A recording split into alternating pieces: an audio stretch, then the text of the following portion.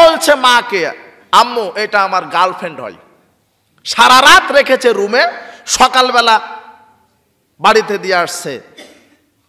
মা বলছে তোর তো বিয়ে করা উচিত। বিয়ে করবো কেন, এখন সময় হয়নি, এটা আমার গার্লফ্রেন্ড হয়তো, ওটা গার্লফ্রেন্ড হয়। মেয়ে তার মাকে বলছে, আম্মু ওটা আমার বয়ফ্রেন্ড হয়, বয়ফ্রেন্ড। ওর মাও কুকুর, বাপও কুকুর, আর হলো শুয়োরের বাচ্চা। কথা বুঝতে পেরেছেন? ফাইদা বালাগা, যখন বয়স প্রাপ্ত হবে,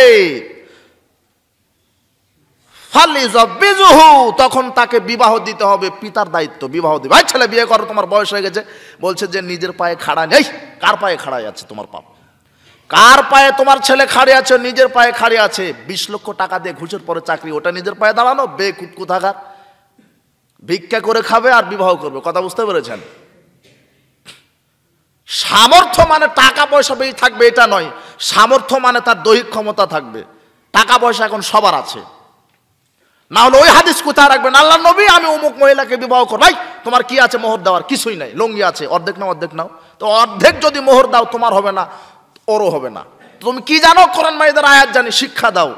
কোরআন মাজিদের আয়াত যদি মোহর চলে, তাহলে আপনার ছেলের বিয়েতে মোহর দিচ্ছেন 10 লক্ষ, আর আদায় করে না মোটেও। কথা বুঝতে পেরেছেন? যদি ছেলে মেয়েকে বিবাহ আপনি না দেন, ফাসাবাহু ইসমান, আপনার ছেলে যত পাপ করবে, আপনার মেয়ে যত পাপ করবে, ফাইন্নামা ইসমান আলা আবিহে, ছেলে মেয়ের সব পাপ পিতার খাতাতে লেখা হবে। আপনার মেয়ে ঢাকা বিশ্ববিদ্যালয়ে যত ছেলের সাথে অবৈধ সম্পর্ক করেছে, সব পাপ কার খাতায় লেখা হচ্ছে? বাপ কিন্তু হজ করে তাহাজ্জুদে বসে আছে। কথা বুঝতে পেরেছেন? তাহাজ্জুদ হজ পরে, আগে নারী মহিলাকে ঠিক করেন। দায়ুসের জন্য জান্নাত হারাম। আপনি হাজি হন গাজী হন, হাজি হন গাজী হন, কোটি টাকা দান করেন, আপনার জন্য জান্নাত নাই। কেন? বেটি বিপর্দায় থাকে এই কারণে। বেটিকে আগে পর্দায় আনেন, স্ত্রীকে আগে পর্দায় রাখেন, তারপরে জান্নাত। আপনি কি দেখাতে চাচ্ছেন ইসলামকে? তসবি দানায় জিকির করলেই জান্নাত হবে? কাবা ঘর থেকে ঘুরে আসলেই জান্নাত হবে?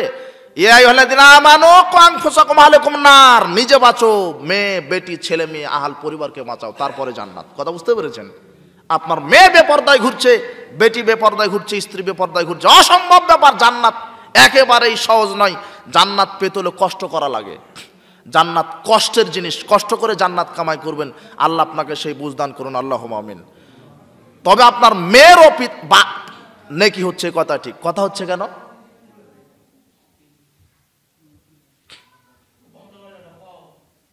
জি, কিয়ামতের আলামতের মধ্যে বলছিলাম যে জেনা ব্যভিচার বেশি হবে। জেনা ব্যভিচার বন্ধ করার একটাই পথ, ছেলে মেয়েকে সময় মতো বিবাহ দিতে হবে। কথা বুঝতে পেরেছেন? ছেলে মেয়েকে সময় মতো বিবাহ দেন, দেখেন জেনা ব্যভিচার থাকবে না। এটা একটা পথ, আরো অনেক পথ আছে। জেনা ব্যভিচার এত বেশি হবে, আল্লাহ নবী বলছেন লা তাযহাবুদ দুনিয়া, দুনিয়া ধ্বংসই হবে না। কখন ধ্বংস হবে? হাত্তা তাসাফাদু ফিত তরিকি তাসাফুদুল হামির, যতদিন না মানুষ গরু ছাগলের মতো রাস্তায় জেনা না করবে, গাধা গাধির মতো রাস্তায় মাঠে ঘাটে যতদিন না জেনা না করবে, ততদিন কিয়ামতি হবে না। এখন সবাই রাস্তাঘাটে মহিলা যে উলঙ্গ হয়ে ঘুরছে, ও জানে না যে একজন মহিলা, পুরুষ হয়ে ঘুরছে, মনে হচ্ছে যে পুরুষ।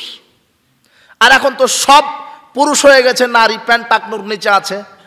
প্যান্ট টাকনোর নিচে থাকবে মহিলাদের। কাদের?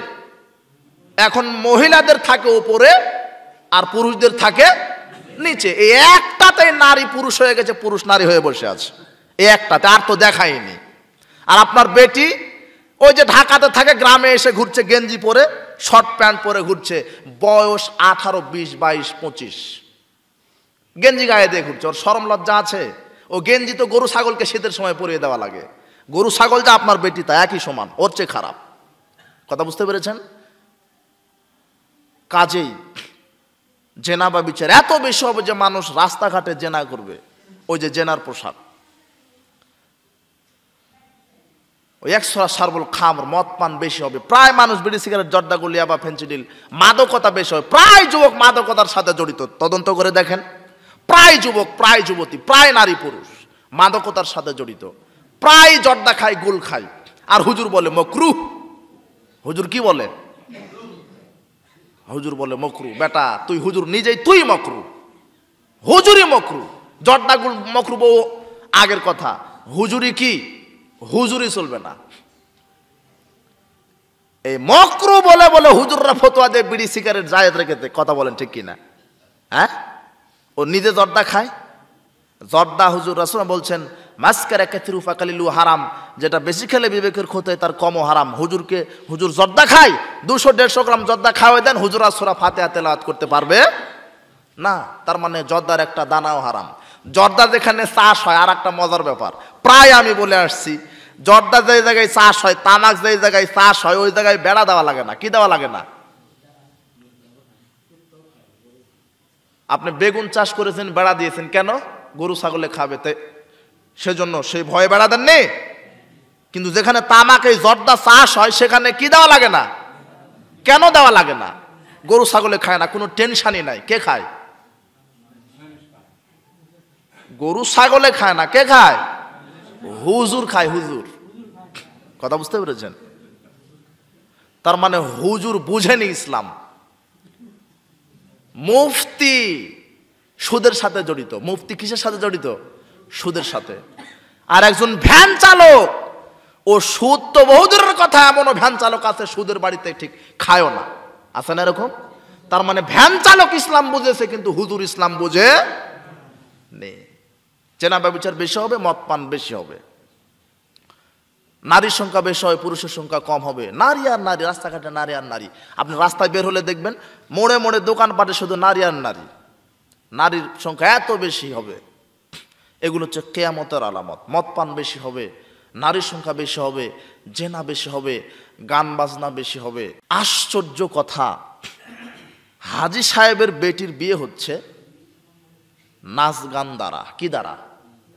এইদিকে নাচ গান বাজনা বাজে না মনে হয়, এইদিকে ওইভাবে বাজে। হিন্দুর পূজাতে যে গান বাজায়, মুসলমানের বিবাহে তো ওই একই গান। তাহলে হিন্দুর পূজার মুসলমানের বিয়ের মধ্যে পার্থক্য আছে? কথাটা বুঝতে পারেন আপনি? রাসূল সাল্লাল্লাহু আলাইহি ওয়াসাল্লাম রাস্তা দিয়ে যাচ্ছিলেন, সামিয়া মিজমারান, গানের শব্দ, অশ্লীল গান বাজনা বাদ্যযন্ত্র শব্দ শুনলেন। ফাওয়াদা ইজবাইহি আলা উজুনাইহি, তার 2 আঙ্গুল 2 কানে ঢুকিয়ে দিলেন। ওনানিত তারিক, রাস্তা থেকে দূরে সরে গেলেন। গিয়ে বলছেন ওমর হাল তাসমাউ শায়া, এই আব্দুল্লাহ বিন ওমর, তুমি কি গান বাজনার এই বাদ্যযন্ত্র শব্দ শুনতে পাচ্ছ? কুলতুল্লাহ, তিনি বললেন না। ফারাফা ইসবাইহি মিন উজুনাইহি, তখন রাসূল সাল্লাল্লাহু আলাইহি ওয়াসাল্লাম 2 কান থেকে আঙ্গুল কি করলেন? সরিয়ে নিলেন। যখন গান বাজনা শুনতেছিলেন তখন ঢুকিয়ে দিয়েছিলেন, যখন আর শোনা যায় না তখন বের করে নিলেন। আর আপনার ছেলে মেয়ে আঙুল ঢোকানো তো দূরের কথা, ওই যে ন্যাংটা ইংরেজি পাকিস্তানি গান দিয়ে ইয়ারফোন ঢুকিয়ে নিয়ে বসে আছে। ইয়ারফোন দিয়ে ওকে সালাম দেন, গালি দেন, বলবো আমাকে সম্মানই করছে। পাগল আর ছাগলের মধ্যে পার্থক্য নাই, এরকম করছে আর যাচ্ছে। ও শিক্ষক যাচ্ছে না, পিতা যাচ্ছে না, ভাই যাচ্ছে না, চাচা যাচ্ছে, খেয়ালই নাই। ও আপনার বড় ছেলে ওইভাবে গান বাজনা আর জেনা নিয়ে ব্যস্ত, আর ওই দুধের শিশুকে আপনিও তো কাপুরুষ গেমস খেলতে লাগিয়ে দিয়েছেন। এভাবে খেলছে গেমস। কথা বুঝতে পেরেছেন? পাবজি, ফ্রি ফায়ার খেলে না বাচ্চারা? আজ থেকে 2 বছর পূর্বে একটা ছেলে যদি 5 ঘন্টা পড়াশোনা করত, এখন একটা ছেলে 5 মিনিটও বই পড়ে না। এই শুধু এরকম করছে, এরকম। কথা বুঝতে পেরেছেন? আশ্চর্য দুনিয়া, কিয়ামতের আলামত। সবাই জেনা ব্যভিচারে ব্যস্ত থাকবে, খেলতামাশা নিয়ে ব্যস্ত থাকবে, গান বাজনা দিয়ে ব্যস্ত থাকবে। গান বাজনা হারাম, গান বাজনা বন্ধ করতে হবে, জেনা ব্যভিচার বন্ধ করতে হবে, মদ পান বন্ধ করতে হবে। জুয়া, এই যে গেমস খেলা, এটা জুয়া। আপনি মোড়ে মোড়ে ছক্কা ক্যারাম খেলেন, এটা জুয়া। ক্রিকেট ভলিবল যদি টাকা দিয়ে খেলেন জুয়া হবে। মান লাবা বিন নারদা শির, যে ব্যক্তি জুয়া খেললো, ক্যারাম, ছক্কা, লুডু, তাস, যে ব্যক্তি এগুলি খেললো, ফাকান নামা সাবগা ইয়াদু ফিল লাহমিল খিনজির দামিহি, সে যেন তার হাতকে শূকরের রক্তে এবং মাংসে ডুবিয়ে দিল। নাউজুবিল্লাহ বললেন না? ফাকাদ আসাল্লাহ রাসূলাহু, সে যেন আল্লাহ তার রাসূলের নাফরমানি করলো। জুয়া খেলার পরিণাম জাহান্নাম। আব্দুল্লাহ বিন আমর রাদিয়াল্লাহু তাআলা আনহু বলেন, রাসূল সাল্লাল্লাহু আলাইহি ওয়াসাল্লাম বলেছেন, লা তাদখুলুল জান্নাতা আকুন, জান্নাতে যাবে না পিতা মাতার অবাধ্য সন্তান। ওয়ালা কাম্মারুন, যারা জুয়া এবং লটারি খেলে তারা জান্নাতে যাবে না, হারাম। ওয়ালা মান্নান, যারা দান করার পরে খোঁটা দেয় তারা জান্নাতে যাবে না। ওয়া মুদমিনুল খামর, যারা নিয়মিত বিড়ি সিগারেট জর্দা ইয়াবা গুল ফেনজিডিল প্যাথেডিন ইয়াবা মরফিন হুইস্কি বিয়ার ভদকা শ্যাম্পেন পান করে এরা জান্নাতে যাবে না, জান্নাত হারাম। তাহলে মাদকতা থেকে বেঁচে থাকবেন, সুদ ঘুষ জুয়া ব্যভিচার থেকে বেঁচে থাকবেন, গান বাজনা থেকে বেঁচে থাকবেন। এটা হলো ইহুদি খ্রিস্টানের সংস্কৃতি। তুমি মুসলিমের বাচ্চা, তুমি কেন তাদের সাথে জড়িত হলে? আল্লাহ তোমাকে ইসলামের মধ্যে ফিরে আনুক, জাহেলিয়াত ত্যাগ করার ক্ষমতা দান করুক, আল্লাহুম্মা আমিন। বলছিলাম কিয়ামতের আলামত, ছোট ছোট আলামত শেষ, আরো কি কয়েকটি ছোট ছোট আলামত আছে, সময় একেবারে সংকীর্ণ। কয়েকটি কথা আমি আর কিছু ছোট ছোট আলামত আছে, তারপরে বড় আলামত 10টি বলেই আমরা শেষ করব। মহিলাদের ব্যাপারও আলোচনার মধ্যে হয়ে গেছে আছে, তারপরে কিছু সাময়িক 5 মিনিট আলোচনা করব, ধৈর্য সহকারে বসে থাকবেন। কিয়ামতের আলামতের মধ্যে আরও রয়েছে। আবু হুরায়রা রাদিয়াল্লাহু তাআলা আনহু বলেন, রাসূল সাল্লাল্লাহু আলাইহি ওয়াসাল্লাম বলেছেন, ইউশিকুল ফোরাত, ফোরাত নদী শুকিয়ে যাবে। ফোরাত নদীতে এখনো পানি আছে, এক সময় শুকিয়ে যাবে। আইয়াসরা আন কানদিম মিন যাহাব, ফোরাত নদীর তলদেশ থেকে স্বর্ণের খনি বাইর হবে। রাসূল সাল্লাল্লাহু আলাইহি ওয়াসাল্লাম বলছেন, ফামান হারাজা, যে ব্যক্তি উপস্থিত থাকবে সেখানে, ফালা ইয়াখুযু মিনা শাই, সে যেন মিনহু শাই, সে যেন কিছু গ্রহণ না করে। তাহলে ওই সম্পদ নিতে নিষেধ করছেন। কিয়ামতের আলামত, ফোরাত নদী শুকিয়ে যাবে। রাসূল সাল্লাল্লাহু আলাইহি ওয়াসাল্লাম বলছেন, হাত্তা লা তাকুমুস সাত, কিয়ামত ততদিন পর্যন্ত হবে না। কতদিন পর্যন্ত হবে না? যতদিন হাত্তা ইয়াহসারাল ফোরাত আন যাবালিম মিন যাহাব, যতদিন না ফোরাত নদীর তলদেশ থেকে স্বর্ণের পাহাড় বাহির না হবে। ইয়াক্তাতিলুন নাসা আলাইহি, মানুষ ওই স্বর্ণের পাহাড় নেওয়ার জন্য তুমুল লড়াইয়ে লিপ্ত হবে। ফায়াকতুলু মিন কুল্লি মিআতিন তিসআতুন তিসউন, ওই স্বর্ণের পাহাড় নেওয়ার জন্য এত তুমুল যুদ্ধ হবে যে যুদ্ধে শতকরা 99 জন লোকই মারা যাবে, একজন বেঁচে থাকবে।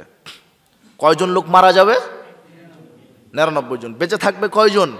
একজন। প্রত্যেকেই বলবে, ইয়াকুলু কুল্লু রাজুল মিনহুম লাআলা কুনানাল্লাযী আনজু, আমি মনে হয় ওই সম্পদ পাবো। প্রত্যেকে নিজে নিজে চিন্তা করবে, আমি মনে হয় স্বর্ণের পাহাড় পাবো, কিন্তু কেউ পাবে না। এটা একটা কিয়ামতের আলামত, যে ফোরাত নদী শুকিয়ে যাবে, স্বর্ণের খনি অথবা স্বর্ণের পাহাড় বাইর হবে। এটা কিয়ামতের আলামত। কিয়ামতের আরেকটি আলামত আছে। আবু সাঈদ খুদরি রাদিয়াল্লাহু তাআলা আনহু বলেন, রাসূল সাল্লাল্লাহু আলাইহি ওয়াসাল্লাম বলেছেন, লা তাকুমুস সাত, কিয়ামত ততদিন পর্যন্ত হবে না। কতদিন? হাত্তা তুকাল্লিমাস সিবাউল ইনসা, যতদিন না গরু ছাগল বাঘ ভাল্লুক হাতি গন্ডার মানুষের সাথে মানুষের ভাষায় কথা না বলছে। আপনার বাড়ির গরু আপনার ভাষায় আপনার সাথে কথা বলবে। এটা কেমন হলো? আশ্চর্য বিষয়, তাই না? কিয়ামত ততদিন পর্যন্ত হবে না যতদিন না পশু প্রাণী কার সাথে কথা বলবে? মানুষের সাথে কথা বলবে। পশু প্রাণী মানুষের সাথে। তুকাল্লিমার রাজুল উযবাতু সাউতিহি, মানুষের হাতের লাঠি তার সাথে কথা বলবে। ইমাম সাহেব খুতবা দিবে লাঠি দিয়ে, লাঠি ইমাম সাহেবের সাথে কথা বলতে থাকবে। গরু পিটাবেন, লাঠি আপনার সাথে কথা বলবে। আশ্চর্য, জড়বস্তু আপনার সাথে কথা বলবে। সেরাকন আলিহি, জুতা পরতে যাবেন, জুতার ফিতা আপনার সাথে আপনার ভাষাতে কথা বলবে। আশ্চর্য, এটা হয় কি করে? তারপরও ঈমান থাকলে বিশ্বাস করতে হবে। কিয়ামতের আলামত, জুতার ফিতা আপনার সাথে কথা বলবে। আশ্চর্য কথা, এটা কিয়ামতের আলামত। ওয়াইখুবিরাহু ফাখিযুহু বিমা আহদাস আহলু বাদাহু, বাড়িতে যখন ঢুকবেন তখন আপনার এই রানটা বলে দিবে আপনার ছেলে মেয়ে স্ত্রী কোথায় জেনা করেছে, কোথায় কুকর্ম করেছে। এই রান আপনার সাথে কথা বলবে। উরু রান আপনাকে বলে দিবে যে আপনার স্ত্রী কোথায় বেপরদায় চলেছে, গীবত করে আসলো, কোথায় পরকীয়া করে আসলো। কে বলে দিবে আপনাকে? এই রান, উরু। এটা একটা কিয়ামতের আলামত। আবু হুরায়রা রাদিয়াল্লাহু তাআলা আনহু বলেন, রাসূল সাল্লাল্লাহু আলাইহি ওয়াসাল্লাম বলেছেন, লা তাকুমুস সাত, কিয়ামত ততদিন পর্যন্ত কায়েম হবে না। কতদিন? হাত্তা ইউকাতিলাল মুসলিমুনা আল ইয়াহুদা, যতদিন না মুসলমানগণ ইহুদিদের বিরুদ্ধে যুদ্ধ না করবে। ফায়াকতুলহুমুল ইয়াহুদা, ইহুদিদেরকে মুসলমান হত্যা করবে। হাত্তা ইয়াখতাবিয়াল ইহুদিয়্যু মিন ওয়ারাল হাজার ওয়াস সাজারে, এমনকি অবশেষে ইহুদিগণ পালিয়ে যাবে, পালিয়ে পাথরের আড়ালে গাছের আড়ালে আত্মগোপন করবে। ওয়াকুলুল হাজার ওয়াস সাজারু, পাথর আর গাছ তখন বলবে, ইয়া মুসলিমুন, হে মুসলমানগণ, ইয়া আব্দুল্লাহ, হে আল্লাহর বান্দারা, শোনো, হাযা লিউদিউ খালফি ফাতাল ফাকতুলুহু, এই মুসলমানগণ, এই যে আমার পিছনে ইহুদি লুকিয়ে আছে, একে ধরো, একে হত্যা করো। কে কথা বলবে? গাছ, পাথর বলে দিবে আপনাকে, যে পাথর বলবে, এই মুসলমানগণ, আমার পিছনে কে লুকিয়ে আছে? ইহুদিরা। গাছ বলে দিবে, আমার পিছনে ইহুদিরা লুকিয়ে আছে, আসো, ধরো, হত্যা করো। তাহলে জড় বস্তু কথা বললো আপনার সাথে, এটা কিয়ামতের আলামত। আওফ বিন মালিক রাদিয়াল্লাহু তাআলা আনহু বলেন, রাসূল সাল্লাল্লাহু আলাইহি ওয়াসাল্লাম বলেছেন, আওফ বিন মালিক রাদিয়াল্লাহু তাআলা আনহু বলেন, আতাইতুন নবী সাল্লাল্লাহু আলাইহি ওয়াসাল্লাম ফি গাযওয়াতি তাবুক, আমি তাবুকের যুদ্ধে রাসূলের খেদমতে উপস্থিত হলাম। তিনি বললেন, আওফ, আদিদ সিত্তাম বাইনা ইয়াদাই সাত, কিয়ামতের লক্ষণ তুমি 6টা হাতে গুনে রাখো। এক, মাউতি, আমার মরণ, তার মুহাম্মদ সাল্লাল্লাহু আলাইহি ওয়াসাল্লামের জন্ম এবং মৃত্যু উভয়টাই কিয়ামতের আলামত, উভয়টাই কিয়ামতের আলামত। 6টা আলামত গুনে রাখো আওফ। তার এক হচ্ছে আমার মৃত্যু, সুম্মা ফাতু বাইতুল মাকদাস, বাইতুল মুকাদ্দাস বিজয়, ইহুদিদের কাছে চলে যাবে, ইহুদিরা দখল করে থাকবে, আবার ইহুদিদের বিরুদ্ধে মুসলমান জিহাদ করে বাইতুল মুকাদ্দাস বিজয় করবে, বাইতুল মুকাদ্দাস বিজয় হবে, তখন কিয়ামতের আলামত, সেটাই কিয়ামতের আলামত। সুম্মা মুতানুন, ব্যাপক মহামারী। কিসের? Corona virus. করোনা ভাইরাসের চেয়ে কত লক্ষ কোটি গুণ পাওয়ারফুল একটা ভাইরাস পৃথিবীতে আসতে পারে। খুযুফিকুম কাকওয়াসিল গানাম, ছাগলের মোড়কের মতো মানুষ মরে যাবে। এখন তো কয়জন মরেছে করোনা ভাইরাসে? আর রাসূল সাল্লাল্লাহু আলাইহি ওয়াসাল্লাম এই হাদিসে বললেন, এমন কিয়ামতের পূর্বে একটা ভাইরাস মহামারী আল্লাহ দিবেন যে শতকরা 40, 50, 60 জন লোক মারা যাবে। কথা মনে বুঝতে পারেননি? ব্যাপক হারে লোক মারা যাবে। কিসের? Corona virus. তাহলে এটা কিয়ামতের আলামত। সুম্মা ইস্তিফাদাতুল মাল, 4 নম্বর হচ্ছে মানুষের ধন সম্পদ বেশি হবে, যেটা আগে বলা হয়েছে। 5 নম্বর কি? সুম্মা ফিতনাতুন, এরপরে ফিতনা। লা ইয়াবকা বাইতুম মিনাল আরাবিল্লা দাখালতুহু, আরবের সব বাড়িতেই ফিতনা প্রকাশ পাবে। যেমন সারা পৃথিবীতে ফিতনার আলোচনা হলো না, ফিতনা কাকে বলে, ওরকম ফিতনা সারা পৃথিবীতে ছড়িয়ে পড়বে, আরব উপদ্বীপের সব বাড়ি ঘরে ফিতনা ফাসাদে ভরে যাবে। এটা হচ্ছে কিয়ামতের আরেকটা আলামত। 6, সুম্মা হুদুনাতুন, তা কোনো বাইনাকুম ও বাইনা বানিনা আসফার, রোমকদের সাথে মুসলমানের একটা সন্ধি চুক্তি হবে। কাদের সাথে? রোমে যারা বাস করছে এখন, ইটালির রাজধানী কি? রোম। এদের সাথে মুসলমানের একটা সন্ধি হবে। ইয়াখদিরুনা, তারা সন্ধি ভঙ্গ করবে।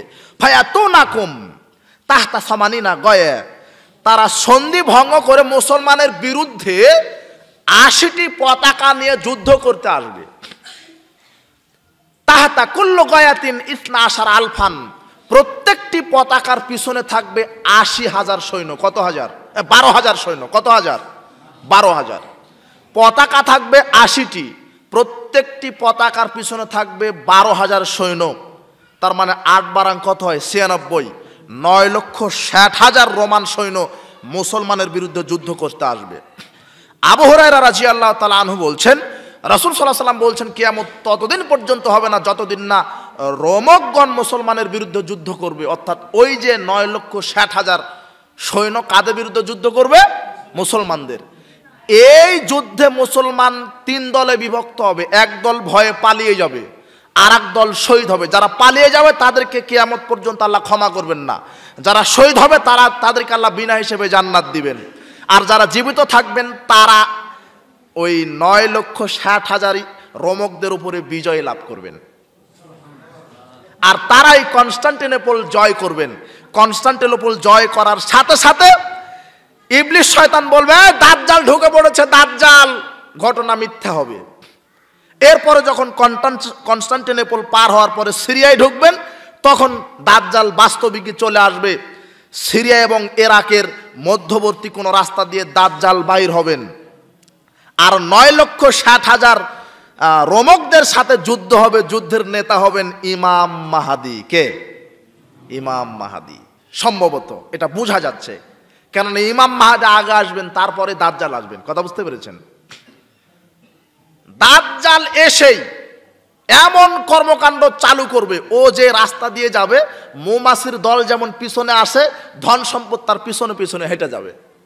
দাজ্জালের ক্ষমতা দেখেন। দাজ্জালকে যারা মেনে নিবে তাদের টাকা পয়সার অভাব হবে না, দাজ্জালকে যারা মানবে না তারা একেবারে দরিদ্র হয়ে যাবে। দাজ্জালের এক হাতে থাকবে জান্নাত, এক হাতে থাকবে জাহান্নাম। যেটা মানুষ জান্নাত মনে করবে সেটা হবে যেটা মানুষ জান্নাত মনে করবে সেটা হবে জাহান্নাম, যেটা মানুষ জাহান্নাম মনে করবে সেটা হবে জান্নাত। দাজ্জালের এক হাতে থাকবে রুটির পাহাড়, এক হাতে থাকবে পানির পাহাড়। মনে হবে যে তিনি রাজ্জাক, কিন্তু প্রকৃত তিনি রাজ্জাক নন। রাজ্জাক কে? আল্লাহ।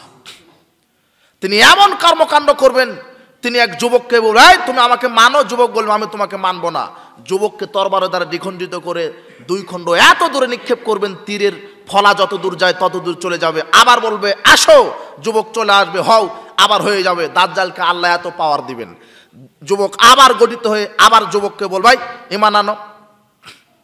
তখন যুবক বলবে, আমি আরো বিশ্বাসী হলাম যে তুই দাজ্জাল, আমি ঈমান আনবো না। সুবহানাল্লাহ বিহামদিহি। তাহলে এরকম কর্মকাণ্ড যখন হবে, এরকম কর্মকাণ্ড হতে হতে ঈসা ইবনে মারইয়াম আকাশ থেকে অবতরণ করবেন, দুইজন ফেরেশতার ডানার উপরে ভর দিয়ে মসজিদে দেমাস্কের শ্বেত মিনারায় অবতরণ করবেন। সুবহানাল্লাহ বিহামদিহি। ওখানে অবতরণ করবেন, গায়ে থাকবে হলুদ রঙের পোশাক, মাথা নিচু করলে টপ টপ করে ঘাম ঝরবে, মাথা উঁচু করলে মুক্তার দানার মতো ঝরবে ঘাম। তার নিঃশ্বাস যাবে, চোখের জ্যোতি যত দূর যায় তত দূর। তিনি দাজ্জালকে খুঁজ করবেন, বাইতুল মুকাদ্দাসের লুদ্দু দরজার সামনে তাকে পাবেন, তরবারি তারা তাকে একেবারেই। দাজ্জাল ঈসাকে দেখার সাথে সাথে লবণের মতো গলতে থাকবে, পানি হয়ে যেতে থাকবে। ঈসা ইবনে মারইয়াম, ঈসা তাকে একেবারে তরবারি ঢুকিয়ে দিয়ে হত্যা করে মানুষকে দেখাবেন, এই দেখো দেখো আমি দাজ্জালকে মেরেছি। কথা বুঝতে পারছেন? এগুলি কিয়ামতের পূর্বে এগুলি ঘটবে। মাহাদি আসবে, তারপরে দাজ্জাল আসবে, তারপরে ঈসা আসবে। ঈসা আলাইহিস সালাম যখন দাজ্জালকে মেরে দিবেন, তখন আল্লাহ বলবেন, ঈসা তুমি তোমার যারা ইমানদার বাহিনী, যাদেরকে আল্লাহ দাজ্জালের ফিতনা থেকে বাঁচিয়ে রেখেছিলেন, তাদেরকে আল্লাহ বাহির করবেন, করে বলবেন, ঈসা তুমি এদেরকে নিয়ে তুর পাহাড়ে আশ্রয় নাও। কেননা আমি এমন কিছু জাতি আবিষ্কার করেছি, কিছু লোকদেরকে, তাদের সাথে মোকাবেলা করার ক্ষমতা পৃথিবী তার কারণ নাই। অর্থাৎ তখন আল্লাহ ইয়াজুজ মাজুজকে ছেড়ে দিবেন।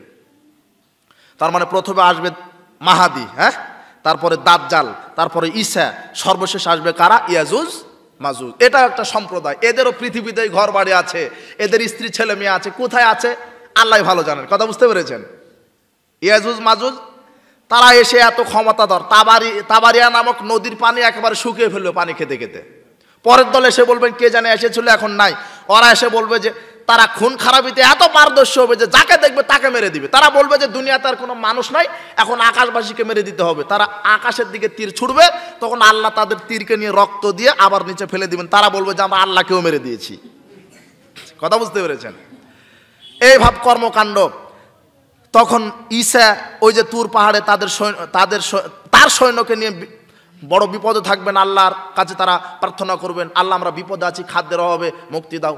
তখন আল্লাহ ইয়াজুজ মাজুজের গর্দানে বিষাক্ত কীটের আযাব দিবেন, যেই কীটের আযাবে ইয়াজুজ মাজুজ সম্প্রদায় করে মরে পড়ে থাকবে।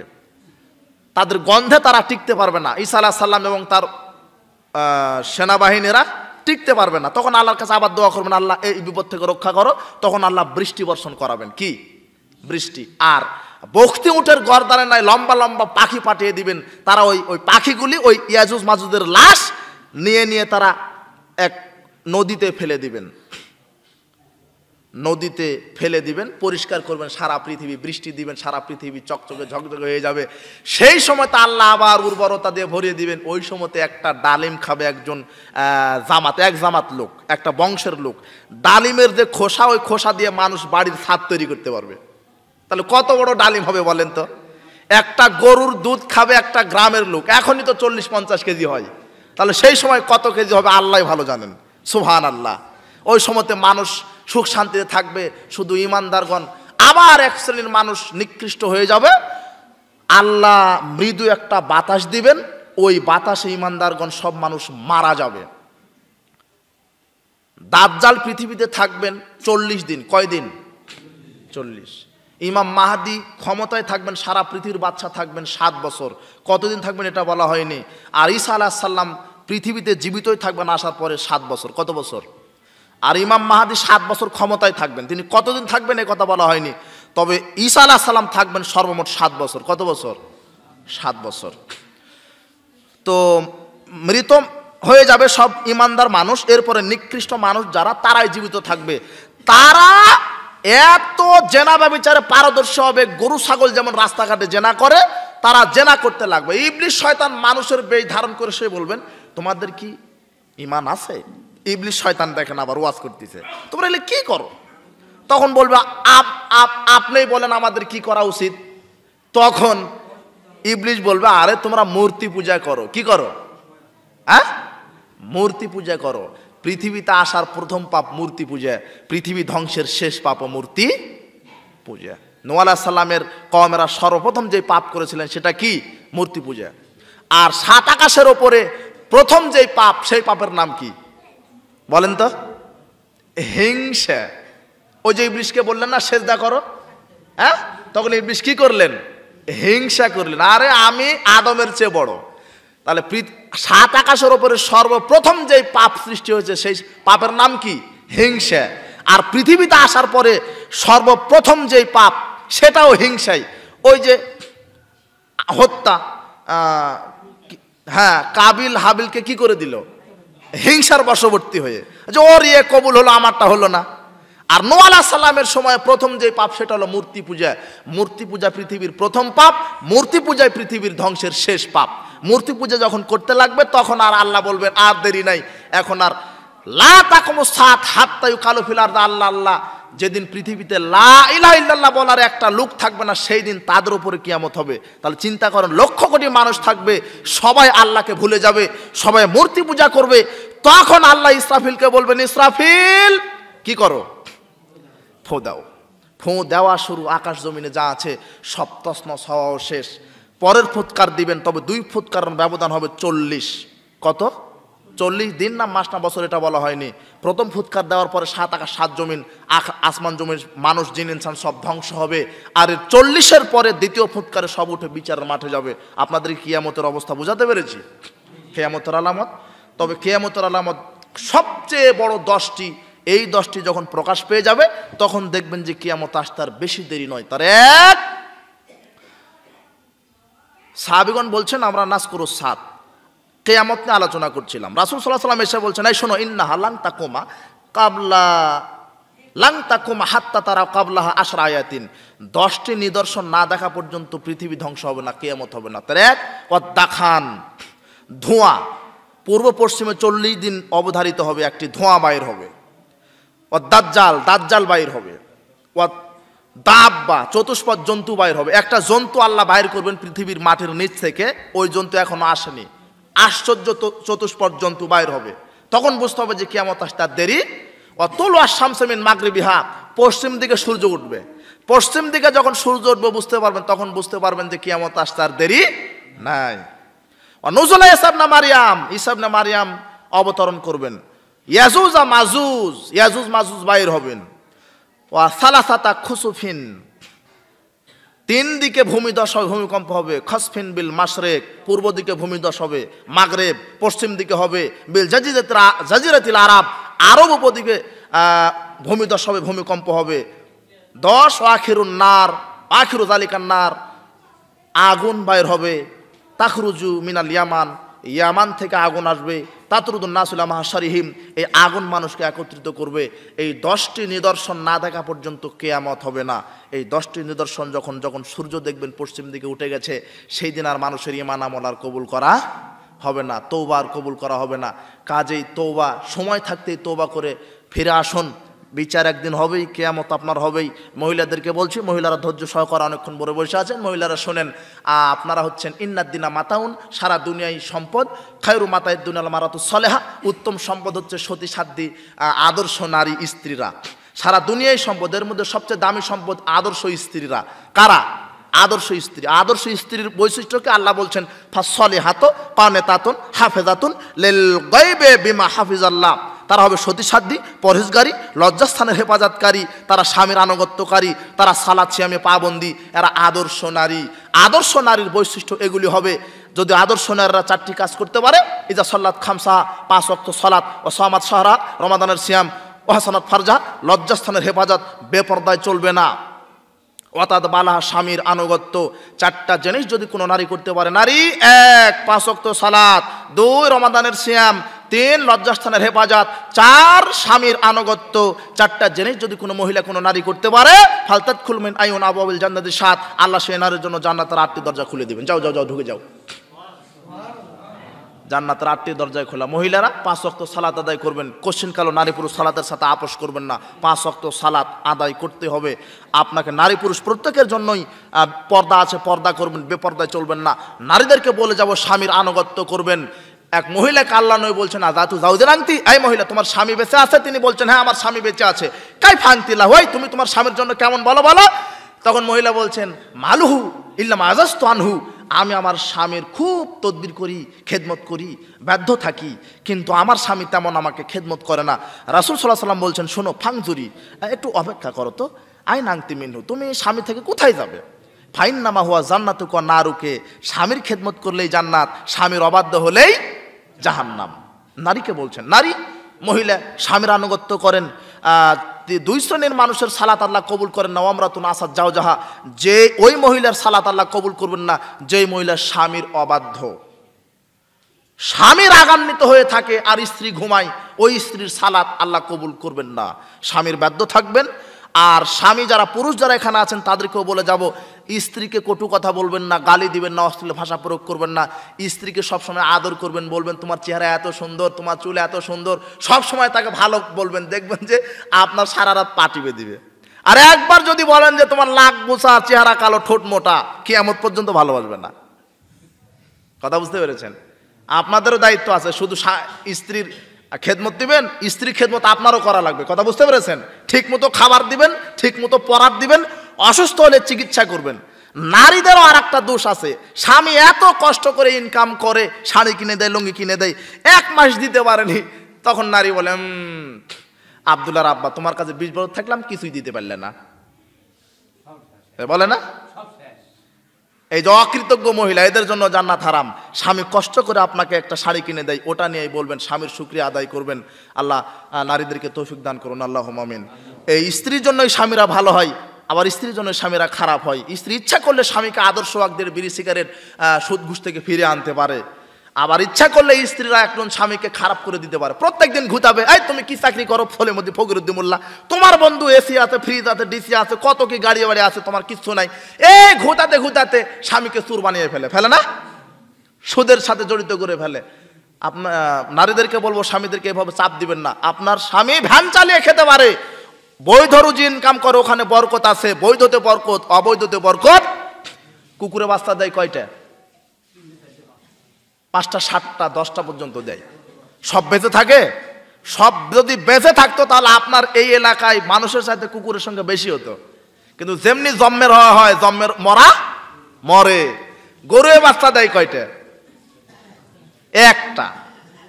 10 বছর 20 বছর পর শোনা যায় যে একজন আর 2টা হয়েছে, কিন্তু গাভী বাচ্চা দেয় কয়টা? তারপরও কুরবানি আসলে মুসলমান জন্মের খাওয়া খায় না? এরপরও গরুর অভাব আছে? গরু হালাল তাই তাদের বরকত, আর কুকুর হারাম তাই তাদের বরকত। মহিলাদেরকে বলবো, তোমার স্বামী 1 লক্ষ টাকা কামাই করে কিন্তু অবৈধ, দেখবেন ছেলের কিডনি নষ্ট, ছেলে চোখে দেখে না, হ্যাঁ, মেয়ে অমুক জায়গায় গেছে, ছেলের এই হয়েছে, অসুখ, কেস কাবারি আছে, আর বউ তো একেবারে ডেটিং মারতেছে, টাইমই নাই, সময় নাই, অশান্তি অশান্তি। 1 লক্ষ টাকা ইনকাম, মাসে দেখা যায় যে 1,20,000 টাকা বাকি, এরকম আছে না? আর তোমার স্বামীর 10,000 টাকা ইনকাম, কিন্তু খেয়ে পরে বরকত আছে, শেষ হয় না। স্ত্রীর অসুখ নাই, ছেলের অসুখ নাই, চোখে কম দেখে না, কোনো নাই। আরে তোমার স্বামীর যে এত ঘুম, রিক্সা চালায়, তোমার স্বামীর নাকের ডাকে আমাদেরই ঘুম হয় না, হ্যাঁ? আর ওই যে কোটিপতি শুয়ে আছে, গ্যাসের ট্যাবলেট খাওয়া লাগে, ঘুমের খাওয়া লাগে, প্রেশারের খাওয়া লাগে, ডাক্তার নিষেধ করে দিছে 1 গিলাস মুড়ি খেয়ে রাতে ঘুমাবা, তোমার হচ্ছে পারে কি ডায়াবেটিস, প্রেশার। গরু খাওয়া যাবে না, খাজি খাওয়া যাবে না, দুধ খাওয়া যাবে না, কলা খাওয়া যাবে না, কি খাবা? রুটি আর মুড়ি। কথা বুঝতে পারছেন? কাজেই হালালে বরকত আছে, হারামে বরকত নাই। এই কথা বলে আজকের আলোচনা এখানে শেষ করলাম। সুবহানাকাল্লাহি ওয়া বিহামদিকা, আশহাদু আল্লা ইলাহা ইল্লা আনতা, আস্তাগফিরুকা ওয়া আতুবু ইলাইক। আসসালামু আলাইকুম ওয়া রাহমাতুল্লাহি ওয়া বারাকাতুহু।